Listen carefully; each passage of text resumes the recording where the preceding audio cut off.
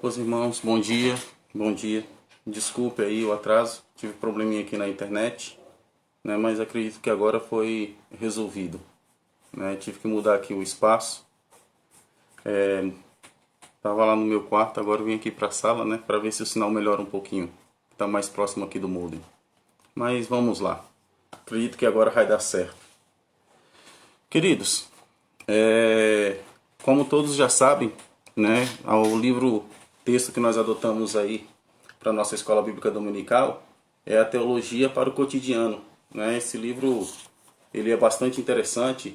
Tanto o Valderico, o pastor Eli, o Paulo já apresentaram aos irmãos esse livro, e ele é interessante porque realmente ele vai nos trazer a prática da teologia para o cotidiano.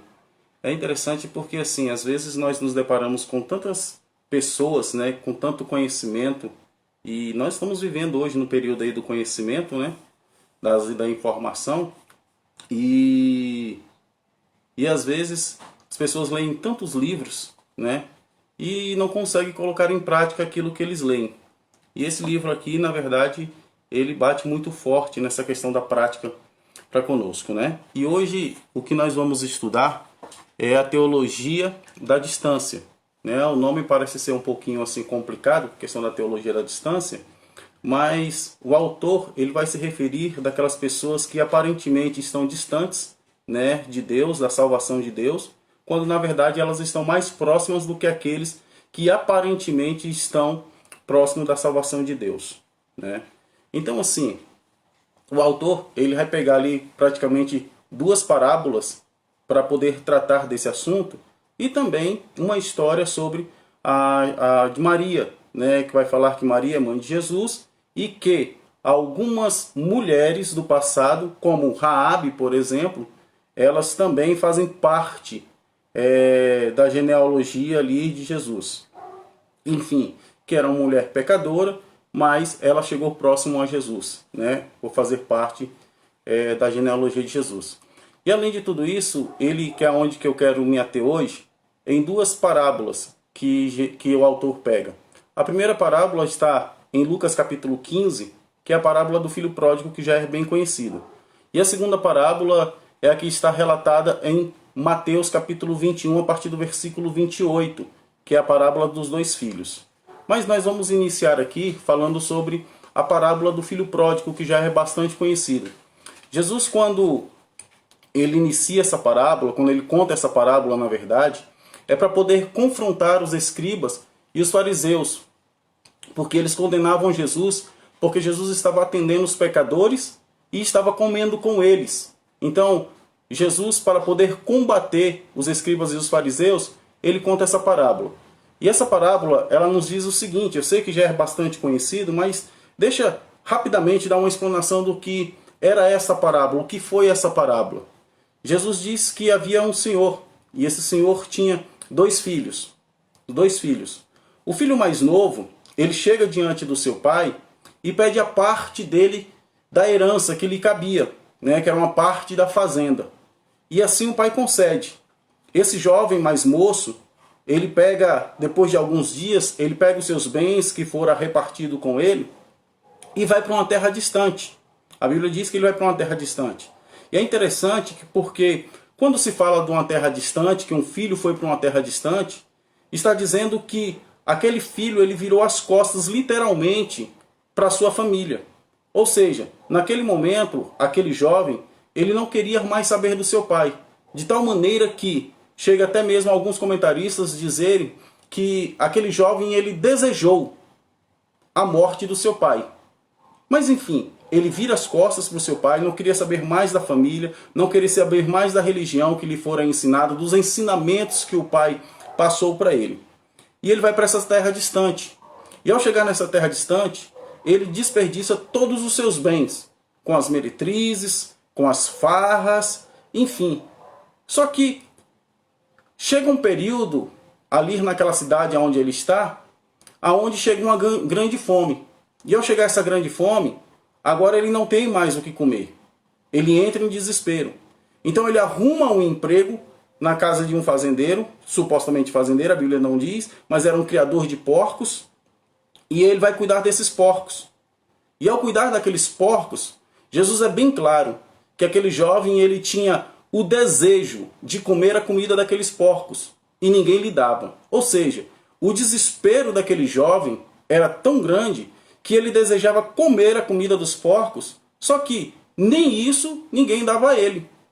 Ele não comia aquela comida, ele só desejava. De tal forma que aquele jovem, ele olhando para si, a Bíblia diz, ele começa a lembrar da abundância de pão que havia na casa do seu pai. E agora ele começa a ensaiar agora um retorno para a casa do seu pai. E ele começa aqui na mente dele já a planejar, a arquitetar o que ele falaria para o seu pai quando chegasse lá. E ele diz o seguinte, ele começa a arquitetar mais ou menos o seguinte. Ele diz, pai, pequei contra os céus e pequei contra ti. Já não sou digno de ser chamado seu filho, mas aceita-me unicamente como um dos seus trabalhadores. Olha só o que estava acontecendo agora no interior desse jovem. O arrependimento bateu muito forte ao coração daquele jovem. E ele assim retorna para sua casa. Mas antes dele chegar na sua casa, o seu pai o avista. E ao avistar, ele corre em direção ao filho. Ele abraça esse filho. Na verdade, o filho, quando o pai está se aproximando, ele começa a falar aquelas palavras que ele ensaiou. E ele diz, pai, pequei contra os céus e contra ti, já não sou digno de ser chamado seu filho. E o pai já não deixa mais ele concluir o restante. E o pai chama os seus servos, pede para trazer anel, sandália, a capa, tudo aquilo, para mostrar que ele era filho realmente legítimo dele. E ali aquele pai faz uma festa em comemoração, porque o filho dele que estava perdido, agora retornou a casa. O filho que estava morto, agora vive.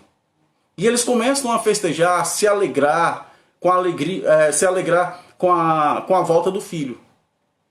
Mas aí, o interessante é que, enquanto eles estavam se alegrando, o filho mais velho estava no campo trabalhando. E ele retornando do campo, ele ouve aquelas músicas, ele vê as danças que estavam acontecendo ali naquele local e pergunta para um dos servos do seu pai, o que está acontecendo? E ele diz o seguinte, aquele servo, diz para aquele moço, que seria o filho mais velho, diz assim, aquele seu irmão, ele retornou. E seu pai mandou matar agora um cevado, para poder festejar a volta do seu irmão. Então aquele jovem, ele vai até o pai, e ele diz ao pai o seguinte, fala assim, pai, olha, há tantos anos, há tanto tempo, sirvo ao Senhor, e o Senhor nunca me deste nem sequer um cabrito para me alegrar com os meus filhos, com os meus irmãos. Nem sequer um cabrito. E o pai fala com ele, mas filho, há tanto tempo que você está comigo, tudo que eu tenho é seu. Então Jesus contou esta parábola para poder combater os escribas e os fariseus que estavam condenando o próprio Jesus por se relacionar com aqueles que eram considerados pecadores. Nessa narrativa, é fácil nós identificarmos quem os personagens representam. Por exemplo, o pai, ele representa Deus. O filho pródigo representa os amigos pecadores de Jesus. Mas quem são os filhos? O filho mais velho simboliza quem? Vamos lá. Acredito que todos nós temos um certo conhecimento sobre a questão dos fariseus. E eles eram pessoas que se diziam mais santas do que as outras. Se diziam mais santas do que as outras. E eles excluíam aquelas pessoas que não agiam, que não tinham a mesma atitude do que eles, que não pensavam como eles. Eles excluíam do reino de Deus essas pessoas. Eles tinham nojo das pessoas que eram consideradas como pecadoras. E criticavam ainda mais aqueles que se relacionavam com essas pessoas que eram pecadoras. E naquela ocasião, nós poderíamos dizer, de repente, as meretrizes, os publicanos, que eles criticavam porque Jesus se relacionava com eles. E era exatamente o que eles estavam fazendo com Jesus naquele momento. Então, por conta disso, Jesus vai lá e conta a parábola do filho pródigo. Então, a reação irada do filho mais velho, ao dar conta daquela festa, ao dar conta da festa que o pai estava fazendo para o seu filho mais novo por ter retornado, torna evidente que ele representa os fariseus. Que ele representa os fariseus.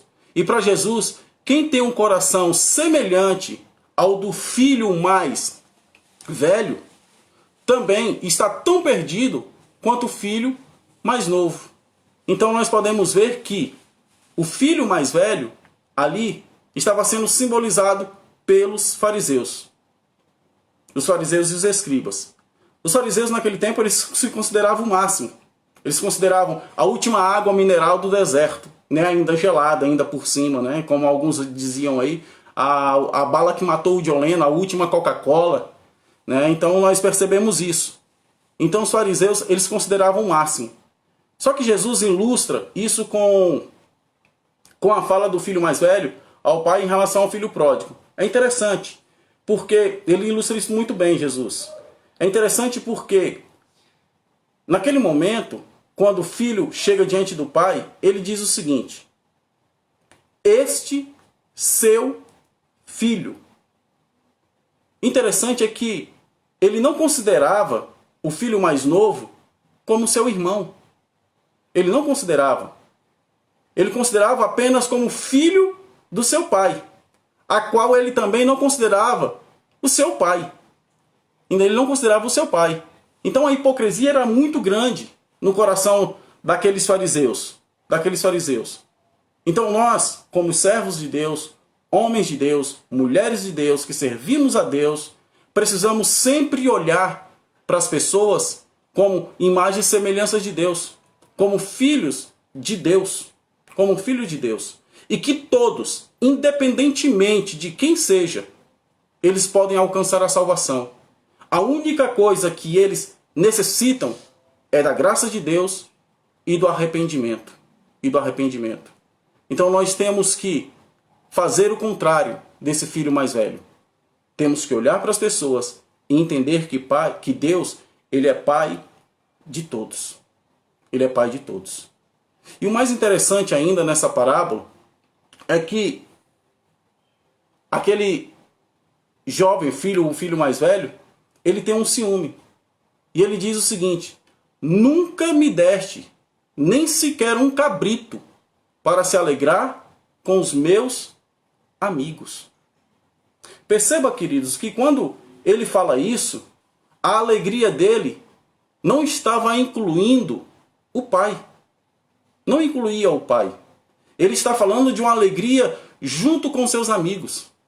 E isso às vezes representa aquelas pessoas que não conseguem sentir alegria diante do pai. Elas acham que ser cristão é simplesmente seguir uma regra de nãos, uma regra de proibição. E elas não entendem que elas podem sentir alegria diante do pai. E essa alegria ela vem mediante um relacionamento sincero com Deus. E esse relacionamento ele pode vir por intermédio da leitura bíblica e da oração. É interessante porque quando Jesus se relacionava com Deus a respeito ali nas orações, as orações de Jesus eram diferentes. Porque Jesus tratava Deus como Pai, de tal ponto que chegou os seus discípulos e pediram, insistiram para que Jesus pudesse ensiná-los a orar. Sabe, aqueles discípulos, eles eram judeus. Eles sabiam orar. Então por que eles chegaram diante de Jesus e diz: ensina-nos a orar? Simplesmente porque eles viram que Jesus se relacionava com Deus de uma maneira diferente. A relação de Jesus era bem estreita no momento da oração, de tal forma que ele chamava Deus de Pai. Chamava Deus de Pai. Era muito estreito esse relacionamento. Então Jesus, quando ele orava, ele quebrava todo aquele conceito utilitarista da oração, aonde as pessoas simplesmente oravam e diziam: me dá, me dá, me dá e me dá. E agora Jesus chega diante de Deus para se relacionar. para ter a alegria de estar junto de Deus. Então ele quebra esse conceito utilitarista. Então, nesse momento, ele vai representar, aquele filho mais velho, as pessoas que pensam que é impossível sentir alegria diante de Deus. Elas vão para a igreja por obrigação, elas vão para a igreja, como diz alguns, simplesmente para bater o ponto e acabou. Não, queridos. Nós podemos sentir alegria diante de Deus. E devemos sentir alegria. E devemos sentir alegria. Então, as pessoas que pensam que é impossível sentir alegria diante de Deus, nós temos que ouvir a voz de Deus nos dizendo as mesmas palavras que aquele senhor disse para o seu filho. Ele diz o seguinte: meu filho, você está sempre comigo, e este seu irmão estava morto e reviveu. Nós precisamos ouvir essas palavras de Jesus nos dizendo que nós somos filhos dele. Que nós somos filhos dele. Então, nós vamos perceber o seguinte, que chegando ali naquela altura, nós percebemos que dele mostra que tanto aquele filho quanto o outro fazem parte da mesma família. E eu queria fazer alguma reflexão com os irmãos sobre esta parábola. Eu queria fazer pelo menos 3 ou 4 perguntas agora para os irmãos. Você tem se recusado a liberar perdão para o seu irmão? Não precisa me responder, eu quero que vocês agora reflitam. Você tem se recusado a liberar perdão para o seu irmão? O pecado da murmuração faz parte da sua vida? E você tem dúvida da fidelidade e da justiça do Senhor? Vamos para uma 4ª pergunta. Você acha que o mérito da sua salvação vem do sangue de Jesus ou da sua própria justiça? São perguntas que nós precisamos responder. Nós precisamos responder. Como seres humanos que nós somos, nós temos a tendência de sempre colocar a culpa no outro. Sempre temos essa tendência. A culpa é sempre do irmão, a culpa é sempre do pai, dos pais, e principalmente agora que está na moda, né? Essa questão, os pais não colocaram o código correto no seu cérebro, então a culpa são dos pais, a culpa é da sociedade, a culpa é de todo mundo, a culpa é de Deus, mas a culpa nunca é nossa, nunca é nossa. E aí é onde mora o perigo. Por quê? Porque se nós não reconhecemos as nossas falhas, se nós não reconhecemos as nossas culpas, nós nos distanciamos de Deus e da sua graça. Nos distanciamos de Deus e da sua graça. Então, essa é a primeira parábola que Jesus conta, né, que o autor do livro nos mostra, para poder falar que aqueles que estavam distantes, agora estão próximos. Agora estão próximos. Então, o filho mais novo, que moralmente e geograficamente estava distante do pai, ele se tornou mais próximo do que aquele que estava ali ao lado do pai. Precisamos amar a todos. A segunda parábola que Jesus vai nos contar, ou desculpa, que o autor vai tratar, é a parábola que está relatada ali em Mateus capítulo 21, a partir do versículo 28. A partir do versículo 28.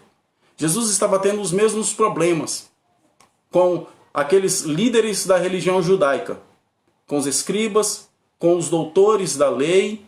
Estava tendo os mesmos problemas, as mesmas críticas, depois de Jesus ter entrado em Jerusalém, aquela entrada triunfal, de Jesus ter purificado o templo, daquele debate que Jesus teve ali com os escribas, aonde eles abordam Jesus e pergunta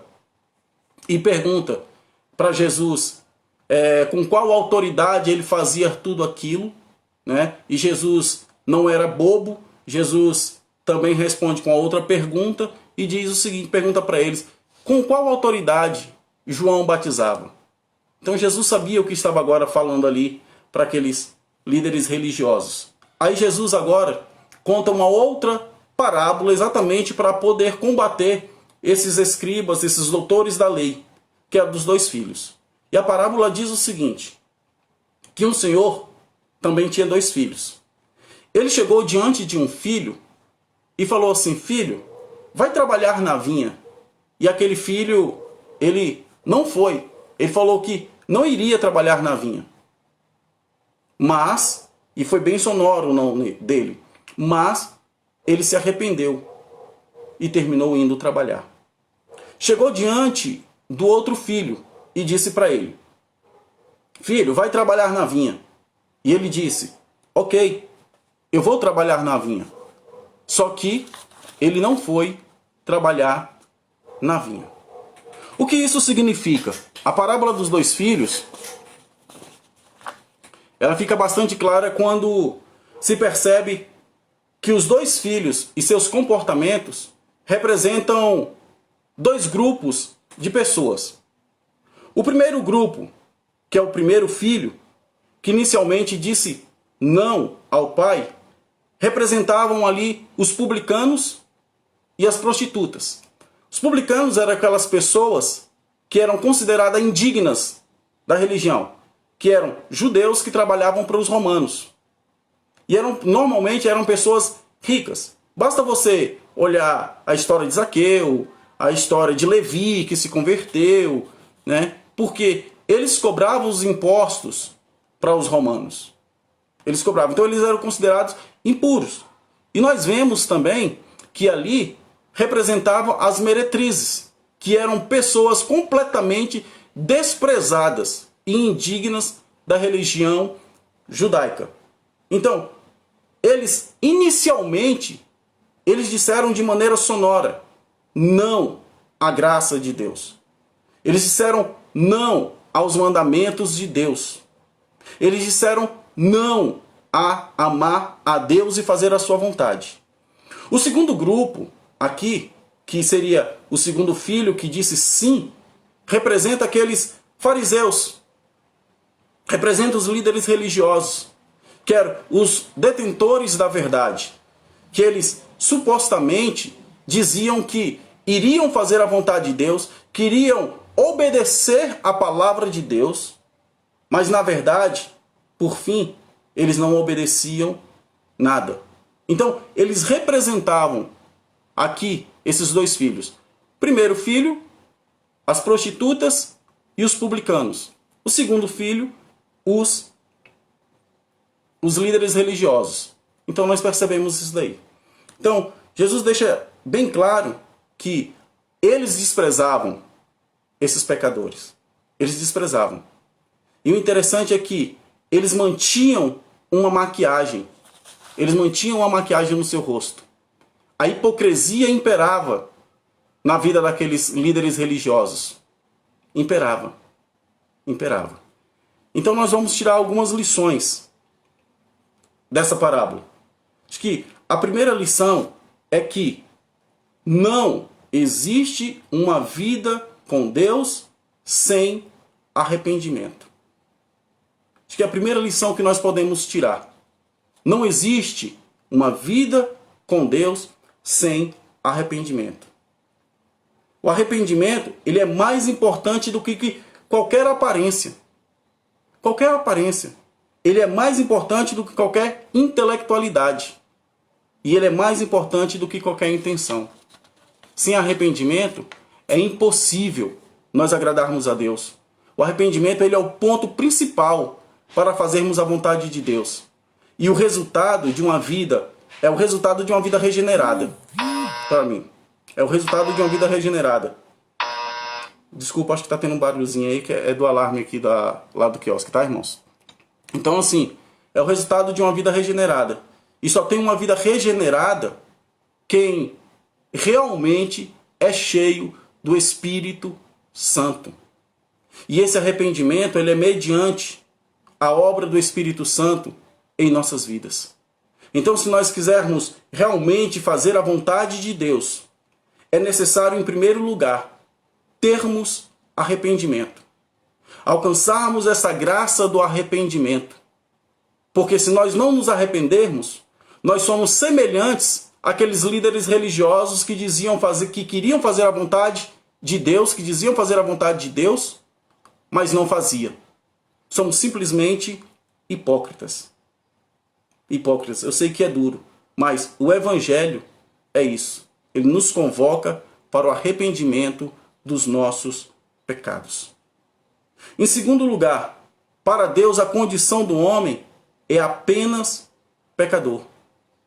Quando Jesus ele usa aquelas duas classes de pessoas tão rejeitadas pela sociedade, tão rejeitadas pela religião daquela época, ele coloca essas classes de pessoas que eram rejeitadas acima dos líderes religiosos, acima dos fariseus, acima dos escribas, demonstrando que essas pessoas, elas entrarão no reino de Deus primeiro do que aqueles que se diziam fazer a vontade de Deus. Ele demonstra. E aquilo dali, para eles, para aqueles líderes religiosos, era um escândalo. Era um escândalo. Então, como todos nós estamos no mesmo patamar, que todos nós estamos na condição de pecadores diante de Deus, é interessante nós também salientarmos que nós temos uma boa notícia. E essa boa notícia é de que a graça de Deus ela é abundante. E ela pode alcançar qualquer classe de pessoas. Pode alcançar qualquer pessoa, independentemente aonde ela esteja. Independentemente se ela é uma religiosa ou independentemente se ela é uma pessoa que está excluída da sociedade. A graça de Deus alcança a todos. Mas nós temos que ter essa consciência que perante Deus, todos os homens são considerados iguais. Acho que uma terceira lição. Palavras são apenas palavras. Ninguém pode surpreender Deus. Ninguém. Não podemos enganá-lo. Jesus conhece as intenções dos nossos corações.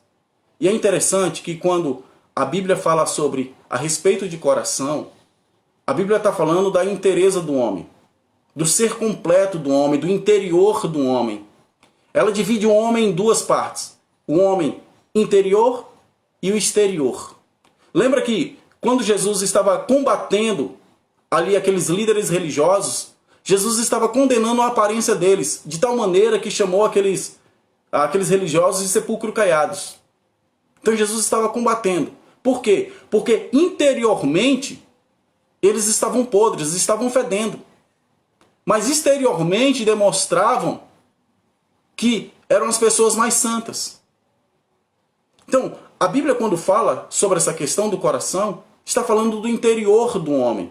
E que é exatamente o coração que precisa ser transformado. É o coração do homem que precisa ser transformado. Porque se o coração do homem for transformado, isso vai refletir no exterior do homem. Lembra que o próprio Jesus disse que a boca fala daquilo que o coração está cheio?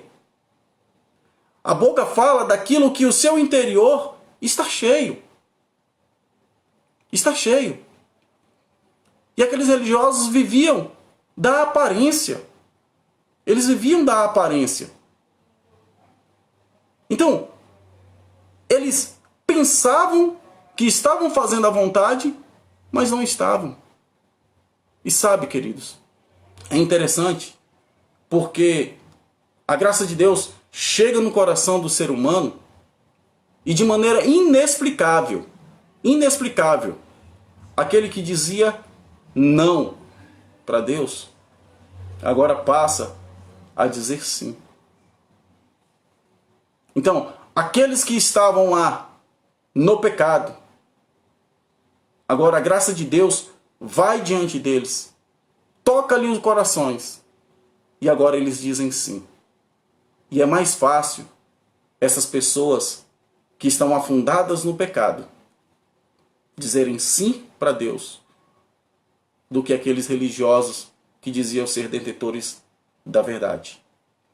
E isso é tão verdade hoje para os nossos dias, para o nosso cotidiano, que nós percebemos.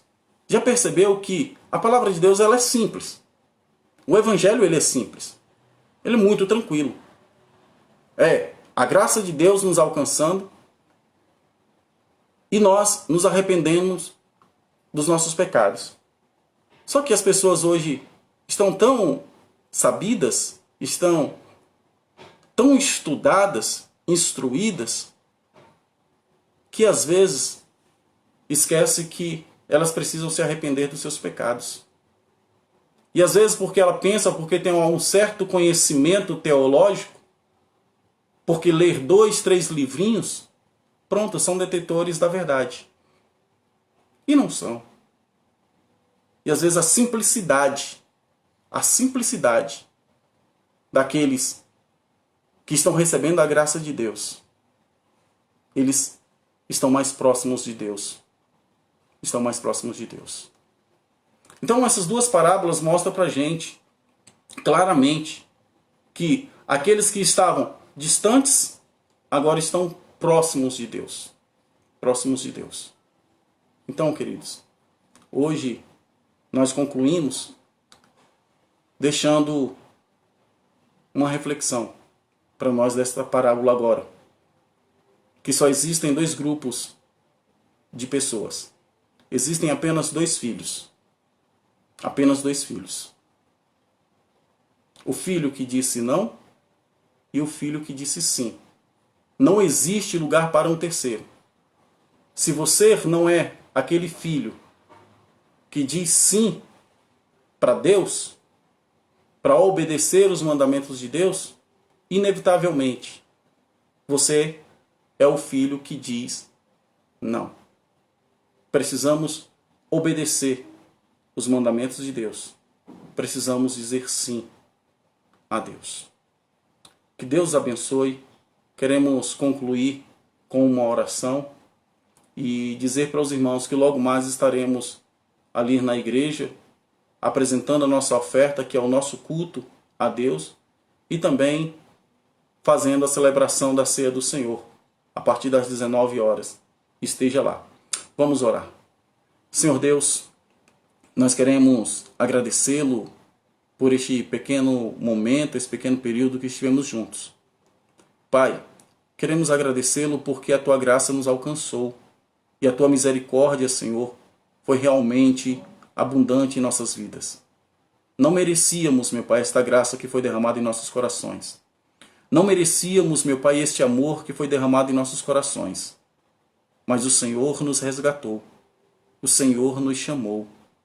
O Senhor nos regenerou e nos encheu do Teu Espírito Santo. E nós somos gratos a Ti. E por gratidão, ó Deus, leva-nos a amar o nosso próximo. Leva-nos, meu Pai querido, a amar aqueles que estão perdidos e não a desprezá-los, mas estar junto deles, amando, respeitando, enxergando-os, meu Pai, como imagem e semelhança do Senhor. Porque nós cremos, meu Pai, que o Teu Evangelho tem o poder para salvá-los. Nós acreditamos, meu Pai querido, que eles necessitam unicamente do Teu Evangelho. Senhor, é assim, meu Pai, que nós oramos e agradecemos ao Senhor. Amém. Deus abençoe, queridos.